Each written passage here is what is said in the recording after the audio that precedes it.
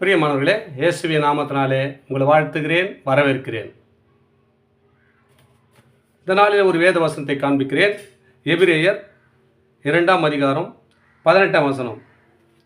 ஆதலால் அவர்தாமே சோதிக்கப்பட்டு பாடுபட்டதினாலே அவர் சோதிக்கப்படுபவர்களுக்கு உதவி செய்ய வல்லவராயிருக்கிறார். பாருங்க, அவர் சோதிக்கப்பட்டு பாடுபட்டதினாலே.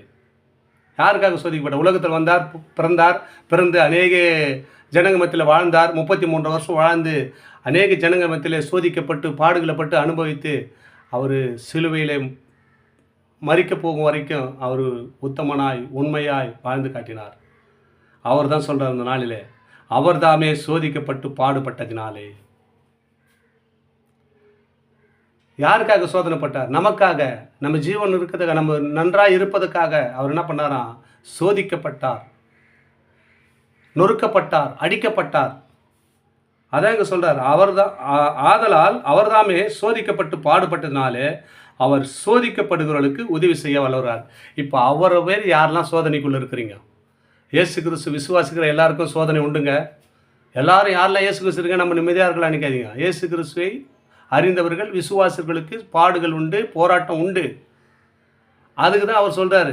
அதற்காக தான் ஆண்டவர் என்ன சொல்கிறாருன்னா, அவர்கள் சோதிக்கப்பட்டு பாடுபட்டதுனாலே.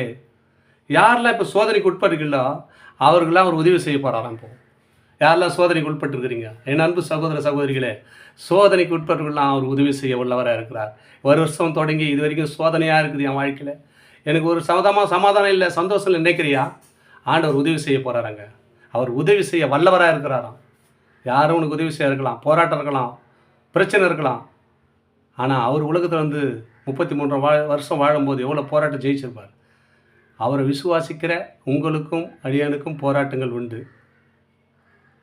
அவர் சொல்கிறார், என்ன மாதிரி பாடுபடுறவங்களுக்கு உங்களுக்கும் அந்த உபத்திரம் உண்டு. அந்த உபத்திரம் சகிக்கிற மனுஷன் பாக்கியவான்னு சொல்லியிருக்கிறார். அப்போ நம்ம என்ன பண்ண போகிறோம்? பாக்கியவானாக மாற போகிறோம். நம்மளாம் எப்படி இருக்க போகிறோம்? பாக்கியவானாக மாற போகிறோம். அவர்களுக்கு தான் அவர் உதவி செய்ய வல்லவராகிறாராம். பாடுபட்டதினாலே, அவர் தாமே பாடுபட்டதுனாலே. யாரெல்லாம் அப்படி பாடுபடுறீங்களோ அவங்களுக்கெல்லாம் உதவி செய்ய வல்லவராக இருக்கிறான்னு ஆண்டவர் நாள் உங்களை பார்த்து பேசி கொண்டிருக்கிறார். என் அன்பு சகோதரனே, என் அன்பு சகோதரியே, நீ உபத்திரம் வருவது நல்லது, பிரமாணங்களை கற்றுக்கொள்கிறேன் என்ற வார்த்தைகளை நீங்கள் கூர்ந்து கவனித்திருப்பீர்கள்.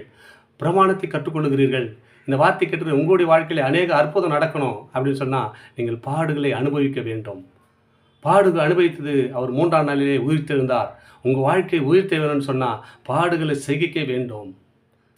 அவர் மரணத்தை ருசி பார்த்தார், உங்கள் வாழ்க்கையில் ஜெயமாக வீங்கினார். அதே மாதிரி உங்கள் வாழ்க்கை ஜெயம் வேணும்னு சொன்னால் பாடுகளை சகிக்க வேண்டும். அதுக்கு தான் ஆண்டு சொல்கிறார், இது மாதிரி பாடு போல் என்ன மாரி பாடுபடுகிற உங்களுக்கு அவர் உதவி செய்ய வல்லவராக இருக்கிறேன் உங்களை பார்த்து பேசிக்கொண்டார்.